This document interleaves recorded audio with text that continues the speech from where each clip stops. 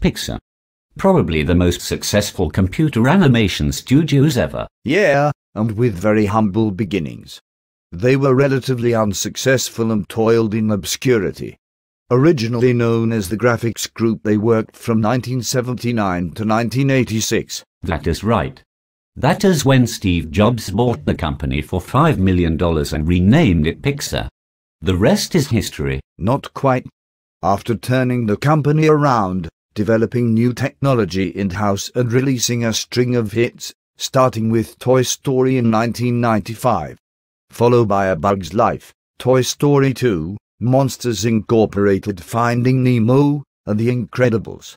Jobs then sold the company for $7.4 billion in 2006. Although Pixar is wholly owned by Disney, they let Pixar act almost completely autonomously. This has enabled Pixar to keep their creative spark. Since then they've released Cars, Ratatouille, Wall-E, Up, Toy Story 3, and Cars 2. So how much is Pixar worth now? No one really knows. Disney keeps those numbers under wraps. It is a mystery. The only numbers Disney releases are the ticket sales for each movie. That means we can extrapolate the net profit based on those numbers. Somewhat. Much of the income derived from Pixar comes from DVD sales and toy sales. Disney also derives income from licensing Pixar's technology to other movie studios. So, Pixar creates new technology to make a movie, then recoups the cost with the income from their movies, and then they rent out their technology to other studios. Yes, but it is all under the Disney umbrella. So we will never know the true costs and revenue Pixar brings to the table. Truly a tale of creativity meeting technology. The more you know.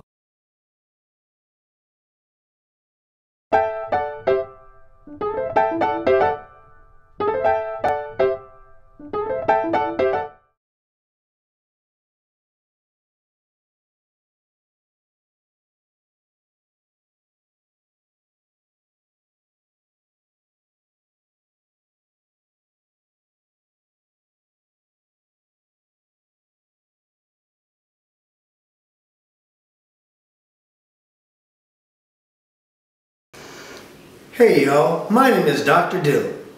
And you're in a pickle. Today we'll be looking at an age-old question, how to make a relationship last. If you ask my wife Relish, she'd tell you not to stay in the vinegar too long. But we're going to be looking at a very special couple, Mr. and Mrs. Pixar. They've been together for over 20 years now, which is really impressive for any couple of cucumbers. But even the best relationships can go sour. Let's take a look back now at how they got together and how they made it this far.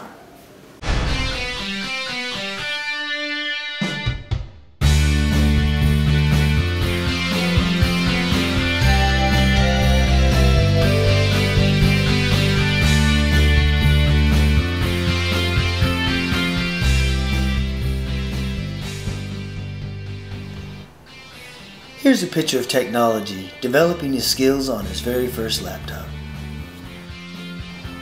Here's baby creativity showing us her budding artistic skills. Some babies have security blankets. Little Technology has a security laptop and he designed it himself. Here's Creativity's first rendition of Nemo from what will become Finding Nemo. Not to be outdone, Technology always had his own sense of style.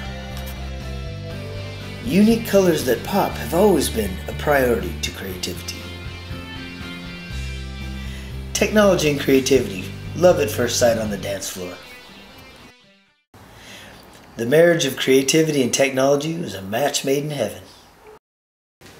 We're going to take a quick break, and when we come back, we're going to meet Mr. and Mrs. Pixar. Stay with us.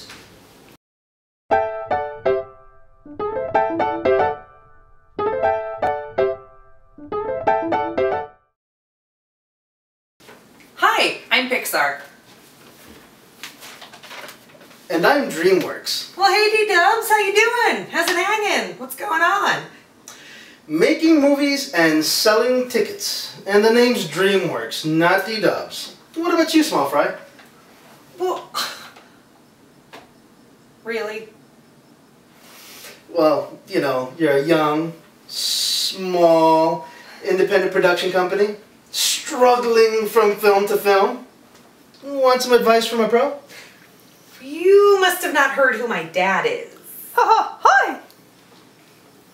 Oh, well, no wonder you're still around.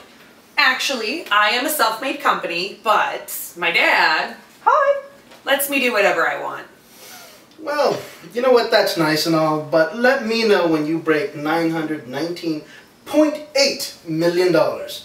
That's right, our highest grossing film to date worldwide. A little flick you might have heard of called Shrek 2. Impressive. Too late though, I made a little over $1 billion on Toy Story 3. So... Well, yeah, but... But you have movie experience that dates back to like 1971? Look, my founder does, but I don't. Oh, but nothing. You're...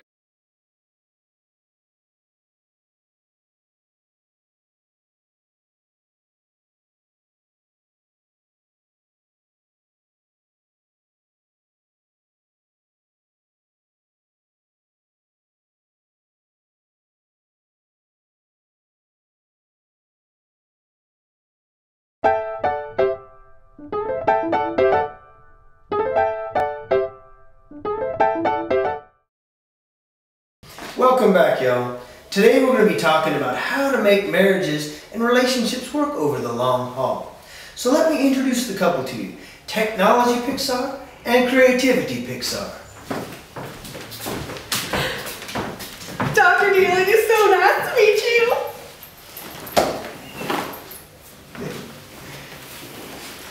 It's so nice to meet both of you. Creativity, I must say that's a very interesting headpiece you're wearing today. Do you like it? It's new. Right. Well, we've got a lot of ground to cover, so let's get started. The first thing that I want to go over with any couple is your strengths, weaknesses, opportunities, and threats. So I think that we are like totally like the market cheerleader, and thanks to my little honey bunny here, we have made so many technological advances, and we have like really strong brand identity, and we have really strong customer loyalty, and like we have really good leadership, and like we have like a totally unbroken string of successful films, and it's just like totally awesome.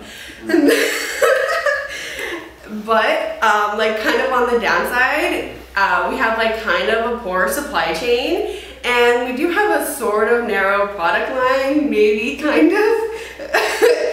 And you know, because like our movies are just like so fabulous, there's like a really long production time and like really high production cost, which isn't always so great. And then like we have a really like high expectation of me to like continually be creative, and I don't know if I can live up to the pressure.